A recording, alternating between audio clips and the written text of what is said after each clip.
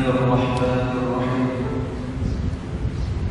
السلام عليكم ورحمة الله وبركاته.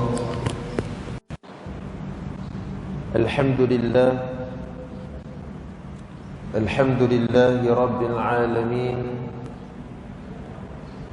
والصلاة والسلام على أشرف الأنبياء والمرسلين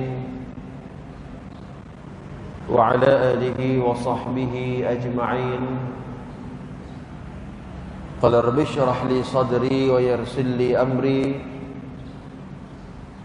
واحلل عقدة من لساني يفقه قولي. فقال الله تعالى في كتابه العزيز: أعوذ بالله من الشيطان الرجيم. رب قد آتيتني من الملك وعلمتني من تأويل الأحاديث فاطر السماوات والأرض أنت ولي في الدنيا والآخرة توفني مسلما وألحقني بالصالحين. صدق الله العظيم.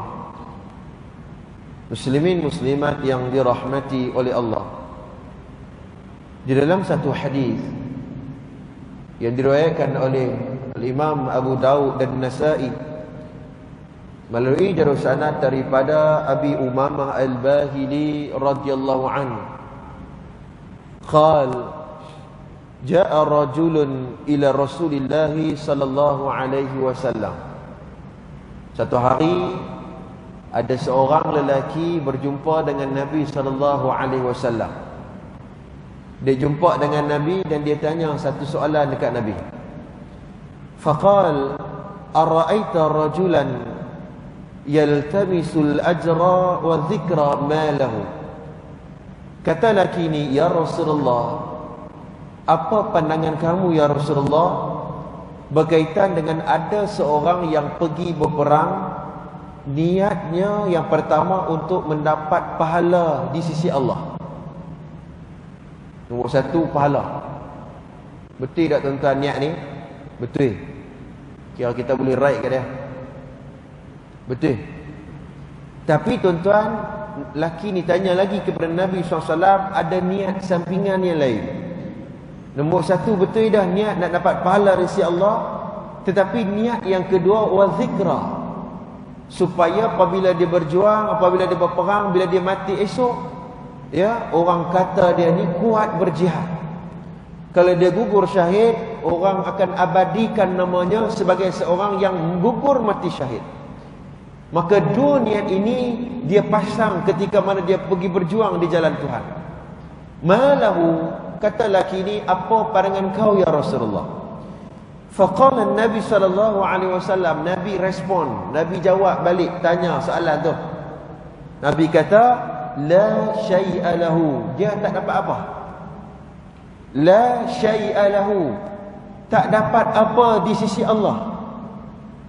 Fa'ada thalatha mirarin, lakin dia ulang 3 kali. Soalan yang sama, bukan soalan hak lain. Soalan yang sama, Nabi dia ulang kepada Nabi SAW. Kok-koklah Nabi nak kata dah ada juga pahala Allah bagi kat dia. 3 kali. Tuan-tuan, dia pergi berjuang, bukan pergi menega. Pergi menega ni hari ni rugi, esok mungkin untung. Ni pergi berjuang ni, sama ada mati ataupun hidup saja. Laki ni tanya, takkan tak dapat apa kot? Nabi kata, la syai'a lahu, orang ni tak dapat apa. Ya, kemudian thumma qala Nabi SAW, inna Allah azza wa jal. Kemudian Nabi pertegaskan, wahai saudara, sesungguhnya la yaqbalu minal amali, Allah tidak akan menerima sesuatu amalan illa ma kana lahu khalisan, iaitu apabila satu amalan itu dilakukan hanyalah semata-mata mengharapkan keredaan ataupun ikhlas hanyalah kerana Allah. Nah, wabtaghiya bihi wajha, dan disebabkan niat itulah Allah akan berikan keredaan kepada hamba-Nya. Muslimin mukminin yang dirahmati oleh Allah, apa pengajar ringkas daripada hadis riwayat Abu Daud dan Nasa'i ini? Nabi SAW nak bagi tahu kepada kita bahawa betapa pentingnya niat kita itu apabila kita buat segala tindakan dalam muka bumi Allah ini. Kerana niat itulah yang membedakan di antara penerimaan Allah ataupun Allah nak tolak satu amalan di sisinya. Dan hari ini kita berjuang tiap hari untuk memperbetulkan niat kita.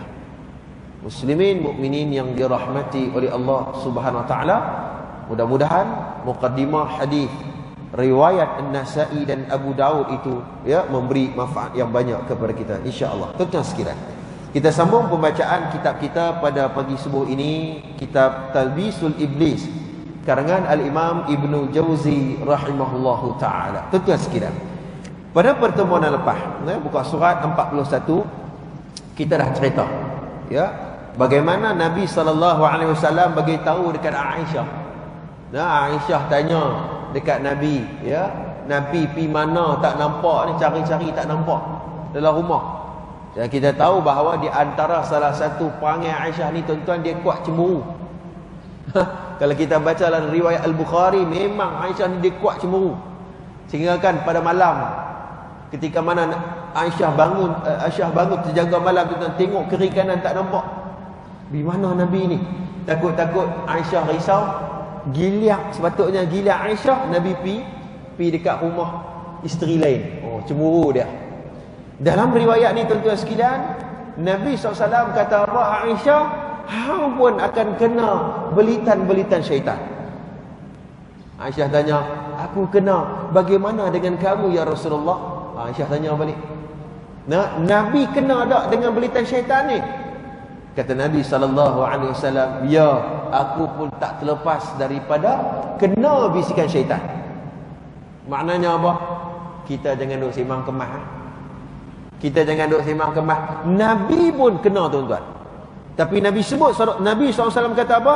Tetapi Rabb Tuhanku menolongku dan menghadapinya sehingga aku boleh selamat daripada bisikan syaitan.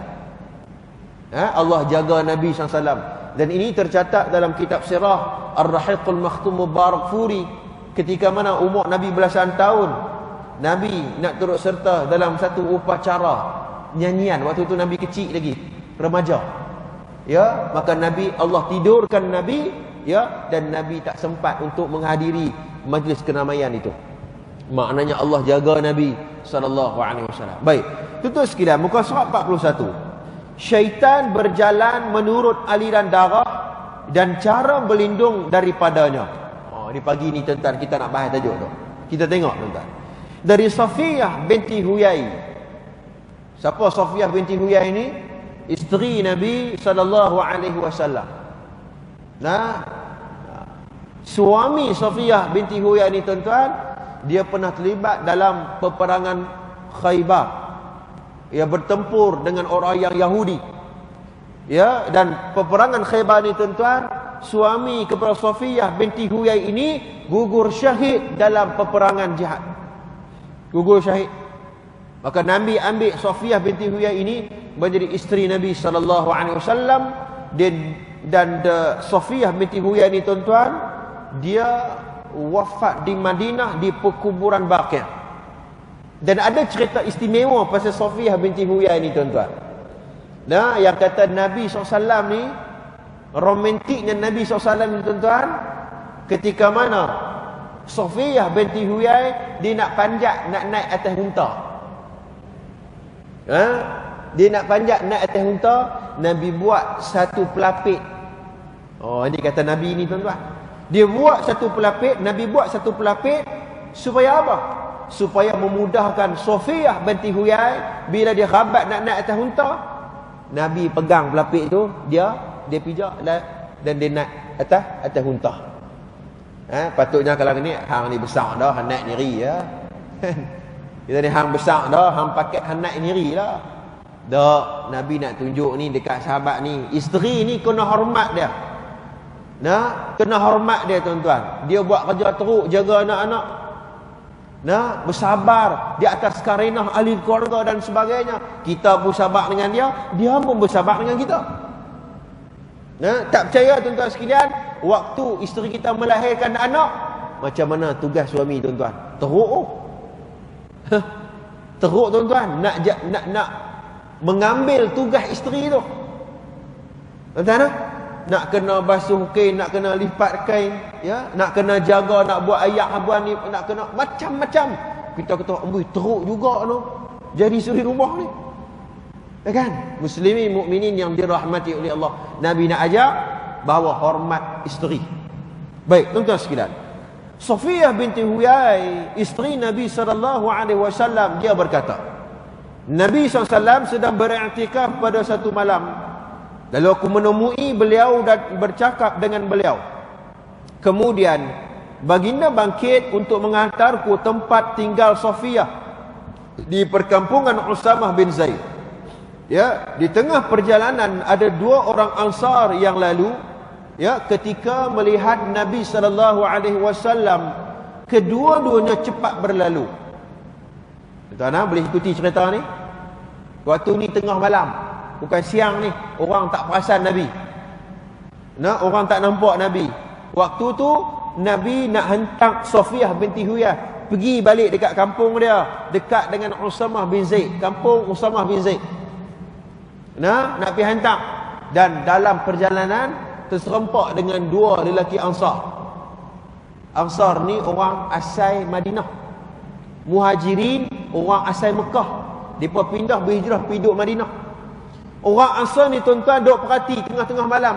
Ada seorang lelaki dan ada seorang perempuan.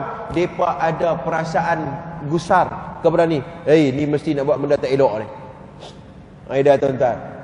Nah, benda yang tak tahu asas, benda yang tidak ada maklumat secara jelas, jangan cepat kita menghukum sesuatu perkara. Jangan. Bila Nabi dengan Safiyah tuan-tuan berjalan, terserempak dengan dua orang Ansar, maka dua orang Ansar ni dia cepat pi. Seolah-olah dia tak suka dengan dua orang ni, padahal itu Nabi dengan Safiyah. Ya, sehingga kan kata Nabi SAW, berhenti berdua ni. Nabi bagi tahu kat dua orang Ansar ni, berhenti. Apa pi kalut-kalut ni pi mana? Berhenti sat. Nabi bagi tahu, ini adalah Safiyah binti Huyai. Dia adalah isteriku. Hampa nak fikir belak-belak macam apa? Macam itulah, tu saya tambahlah tuan-tuan. Tapi mafhum dia macam tu maksud dia. Pasal apa hampa nak fikir belak-belak, ni isteri aku, bukan aku bawa orang perempuan lain. Apabila dua orang lelaki Ansar ni perhati duk berembang. Dia perembang. Dia perembang mata, rupanya Nabi SAW. Bukan orang biasa. Nabi. Tengah malam mana ada lampu jalan raya apa? Bahkan hadis riwayat Bukhari Muslim ni tuan-tuan, Imam Khattabi kata, iblis ni dia cuba untuk merosak hati kita ni, ada perasaan suuzon sesama kita. Suuzon ni apa tuan-tuan? Sangka buruk. Sangka buruk ni tak elok. Kawan tu, kita mana tahu apalah ada dalam hati dia.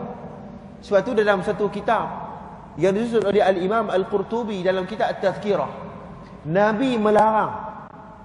Nabi kita SAW melarang apabila kita melalui satu perkuburan dan kita tahu jenazah ataupun kubur itu tuan-tuan orang yang buat jahat dekat dunia. Kita tahu dah, kita lalu kubur tu, kita tahu kubur ni duk curi duit aku dulu. Kubur ni yang kaki duk bunuh orang, duk kencing orang. Contohnya. Dan kita kenal dia, dan kita tahu kubur dia tu. Nabi larang untuk kita ungkit kembali kejahatan-kejahatan yang dia buat waktu dia hidup dulu. Jangan, tutup buku. Bila dia mati, itu urusan dia dengan Tuhan. Kita tak ada hak lagi untuk menghukum, menilai dan sebagainya. Tutup buku, itu dia dengan Tuhan. Itu orang yang sudah meninggal dunia. Apatah lagi orang yang kita masih hidup ni tuan-tuan, kita duduk bersemang dengan dia. Nabi berlarang untuk kita suuzon di antara kita. Kata ulama dalam usul fiqh mengatakan al-hukmu bil-zawahir. Cukup di kita menghukumkan dari sudut zahir. Kalau tidak tuan-tuan sekalian, mahkamah tidak boleh mengutuskan hukum lah. Kata dia mencuri. Kan? Memang jelas dia mencuri. Hakim kata tak apa, kita husnuzon dengan dia, kokoklah dia mencuri, dia bagi dekat orang lain kau. Yang tu tak betul. Sebab al-hukm bil-zawahir, kita kenal dan kita yakin bahawa dia benar-benar mencuri dan mengambil hak orang lain, menzalimi orang lain, yang tu kena hukum. Tapi soal kita tak nampak, tuan-tuan. Bagaimana hati dan perasaan dia dengan Tuhan, yang tu bukan kerja kita.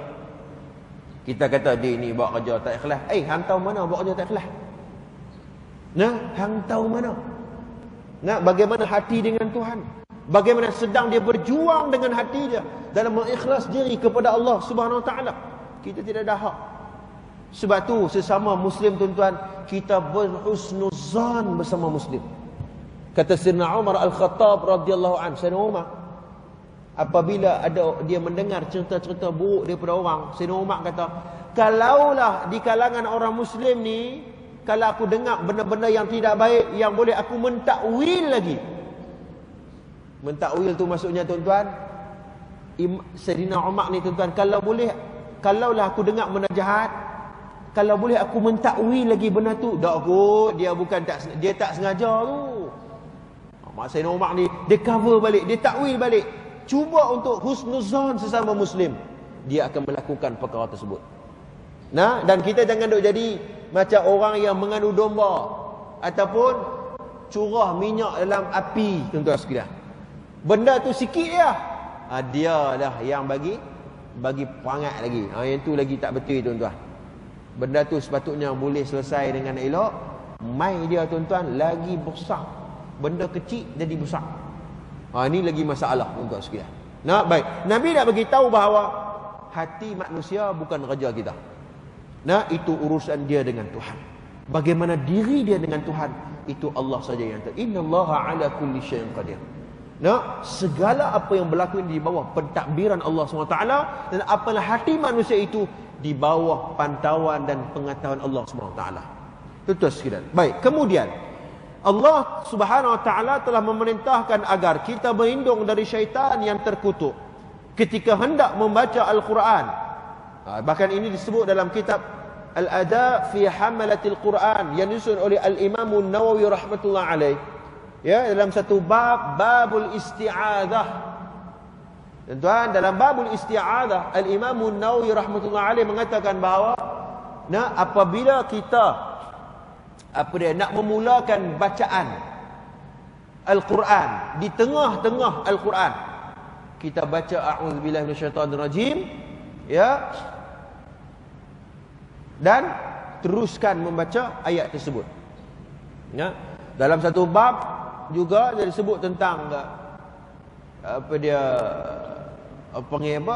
waqaf wal wasal, iaitu seumpama seperti kita membaca Al-Fatihah, lepas tu kita nak teruskan pembacaan kepada surah yang seterusnya, maka baca surah yang awal tadi ini, maka diteruskan dengan surah pilihan kita. Ini disebut sebagai al-waqf wal ibtida. Tuan-tuan sekalian. Baik, tak apa. Itu bukan, saya nak sebut tentang Allah perintah bahawa ketika mana kalian untuk membaca ayat Al-Quran, fa idza qara'tal Qur'ana fasta'idz billahi minasyaitonir rajim. Hendaklah kalian memohon perlindungan kepada Allah daripada syaitan yang terkutuk. Maknanya apa? Allah nak bagi tahu bahawa cara nak buat ibadat pun syaitan cuba untuk kacau hati kita. Ini dah, tuan-tuan. Nak baca Quran pun Allah suruh kita, Allah perintahkan kita fasta'iz billahi minasyaitonir rajim. Minta lindung daripada Allah daripada syaitan yang terkutuk ini. Tuan-tuan sekalian, ni cara buat ibadat, apatah lagi dalam urusan-urusan dunia yang lain, sangat-sangatlah untuk kita mulakan, tuan-tuan sekalian, tindakan kita itu dengan a'udzubillah dan juga dengan bismillahirrahmanirrahim. Tuan-tuan ingat, lafaz-lafaz ini walaupun ringkas, tapi ia mengandungi nilai tauhid dan nilai ubudiyah kepada Allah Subhanahu Wa Taala. Seumpama lafaz bismillahirrahmanirrahim.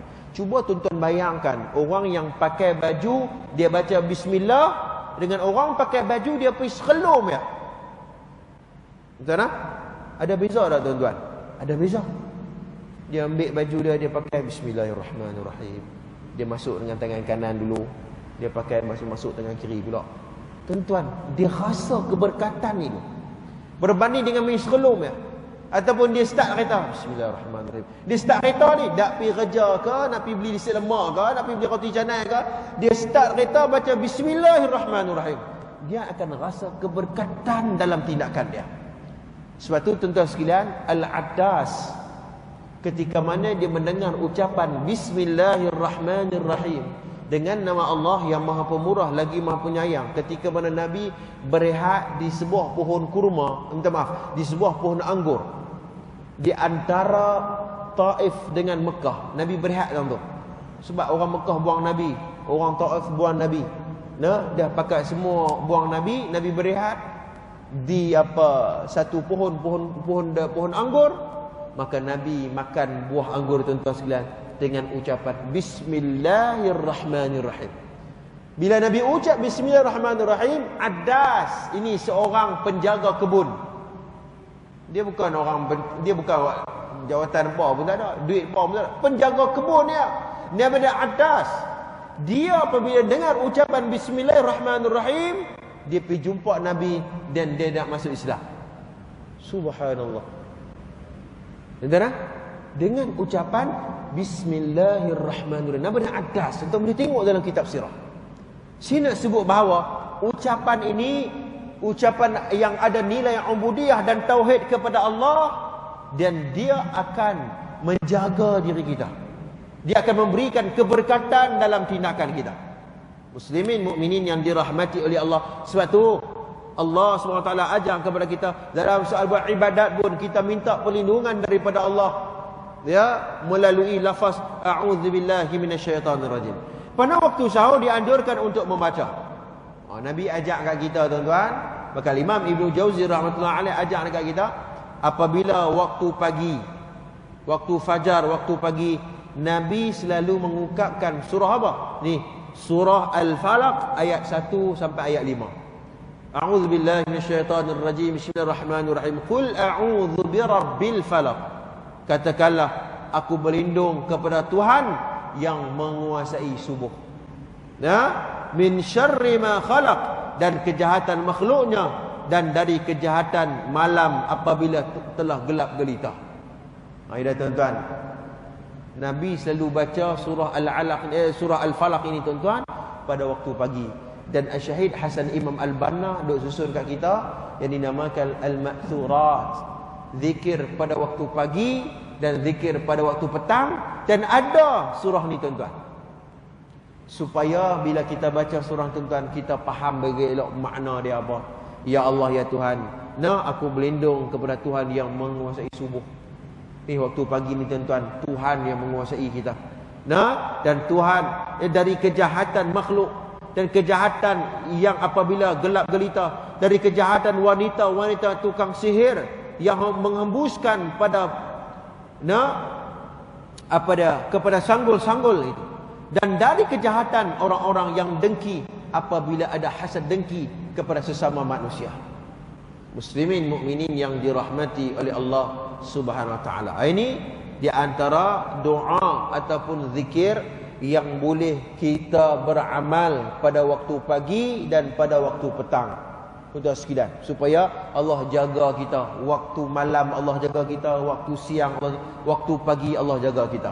Dan Allah jaga kita ni, wa min syarri hasidin idza hasad. Daripada hasad dengki orang. Kita tak mampu tuan-tuan untuk menyekat orang ni, tapi kita mampu untuk kita berdoa kepada Allah supaya kita mengelak daripada hasad dengki orang ni tuan-tuan. Orang ni dia tak boleh tengok tuan-tuan, mata hasad ni. Tuan-tuan ingat dalam satu hadis yang direkod oleh Al-Imam Bukhari tentang penyakit ain. Ya, penyakit ain ni apa tuan-tuan? Penyakit hasad dengki ni, mata ni tuan-tuan, mata yang jahat ini. Dia tak boleh tengok orang lebih daripada dia. Orang tak boleh tengok lebih Allah bagi nikmat kepada dia. Ini disebut sebagai mata ain ini. Ya, pandangan mata jahat ini. Ya, sebab tu ada doa khas untuk kita membaca, ya, supaya kita dipelihara oleh Allah SWT. Seumpama surah Al-Falaq ayat pertama sampai ayat kelima. Jika dalam dua perkara ini ada perintah untuk berwaspada terhadap kejahatan syaitan, lalu bagaimana dengan perkara-perkara yang lain? Aida tuan-tuan. Baik. Tipu daya syaitan, kata Al-Imam Ibn Jauzi rahmatullah alaih, dari Abu At-Tayyah, dia berkata, aku bertanya kepada Abdul Rahman bin Hanusai, ya Hunaisi, apakah engkau pernah mengetahui Nabi SAW? Kata dia, ya. Aku bertanya, apa yang dilakukan oleh Nabi pada satu malam tatkala hendak diperdayakan oleh syaitan? Dia tanya balik. Nabi kita SAW ni, kalau kena nak kena beritan syaitan ni, macam mana Nabi buat? Nabi buat macam mana? Pada malam itu syaitan mendatangi Nabi SAW dari perkampungan dan bukit, dan di antara mereka ada seorang syaitan yang membawa api yang berkobar-kobar yang digunakan untuk menyulut wajah beliau. Iblis dia menyerupai seorang lelaki. Tuan-tuan ingat, boleh ke tak? Ada. Dan ini disebut dalam riwayat yang sahih, ketika mana Abu Jahal, Abu Lahab berbincang untuk membuat keputusan sama ada kita nak buat macam mana dengan Muhammad. Ada seorang lelaki tua ni tuan-tuan. Lelaki tua tu sebenarnya iblis. Dia menyerupai seorang lelaki tua. Dia bagi cadangan, Muhammad ni tak ada jalan lain dah, kita cari dia dan kita bunuh dia. Siapa bagi cadangan ni? Iblis. Ini dalam riwayat sahih dalam kitab Ar-Rahiqul Makhtum Mubarakfuri. Sebab tu Imam Nawawi dalam kitab Al-Azkar, dia susun satu doa, macam mana kalau ni kita nampak iblis ni tuan-tuan, ataupun kita nampak syaitan ni. Syaitan dia boleh kacau kita. Dia boleh menampakkan diri dia untuk ganggu kita. Ada Imam An-Nawawi dia tulis khas, ada zikir khas untuk cara nak hadapi ni. Baik. Lalu Jibril alaihi salam turun kepada beliau serta berkata, hai Muhammad, ucapkanlah. Beliau bertanya, apa yang aku harus ucapkan? Iblis ni saja dia ambil api ni suruh kat muka Nabi. Jibril kata, hang lafazkan beberapa ayat. Nabi tanya balik, Jibril, aku nak lafaz apa? Kemudian kata Jibril alaihi salam ucapan ini, a'udzu bikalimatillahi tammat min syarri ma khalaq wa dhara'a wa bara'a wa min syarri ma tanzilu minas sama' wa min syarri ma ya'ruju fiha wa min syarri fitan al-laili wan nahar wa min syarri kulli tariqin ila tariqan yatruqu bi khairin ya arhamar rahimin ya arhaman.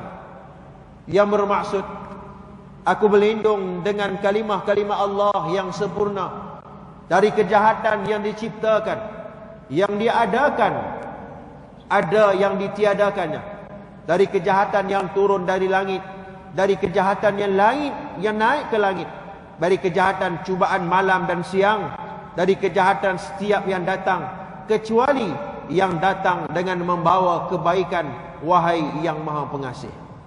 Muslimin mukminin yang dirahmati oleh Allah, ini doa yang Jibril alaihi salam ajak dekat Nabi ketika mana syaitan itu tuan dia menyerupai seorang lelaki suluh satu api suluh kat muka Nabi SAW. Baca doa ni. Dalam arti kata yang lain, apabila kita rasa bahawa hati kita ini tuan-tuan diganggu gugat oleh syaitan, kita hafaz dan kita bacalah doa ni. Walaupun doa ini panjang, ala kulli hal kita faham maknanya dan kita ungkapkan dalam bahasa Melayu pun tidak ada masalah. Yang penting makna dan penghayatan itu kita menghayati dalam baik-baik doa yang kita ungkapkan kepada Allah yang Azza wa Jalla. Muslimin mukminin yang dirahmati oleh Allah SWT. Tuan-tuan, saya rasa takat itu dulu perkongsian kuliah subuh kita pada pagi ini. InsyaAllah pagi ini di antara poin besarnya ialah bagaimana tipu daya syaitan iblis ni tuan-tuan, dia tak kira siapa. Hebat macam mana pun kita, hatta Nabi pun tak terlepas daripada belitan syaitan. Yang kedua, Nabi nak ajak kepada kita bahawa kalau syaitan ganggu kita, ada beberapa zikir, ada beberapa doa yang boleh kita amal dan boleh kita baca untuk kita berlindung daripada Allah, daripada syaitan yang direjam ini. Aqulu qawli hadha wa astaghfirullahal azim li wa lakum. Wassalamualaikum warahmatullahi taala wabarakatuh. أعوذ بالله من الشيطان الرجيم. بسم الله الرحمن الرحيم. الحمد لله رب العالمين، والصلاة والسلام على أشرف الأنبياء والمرسلين وعلى آله وصحبه أجمعين. اللهم إنا نسألك علما نافعا ورزقا طيبا وعملا متقبلا، وصلى الله على سيدنا محمد وعلى آله وصحبه أجمعين، والحمد لله رب العالمين.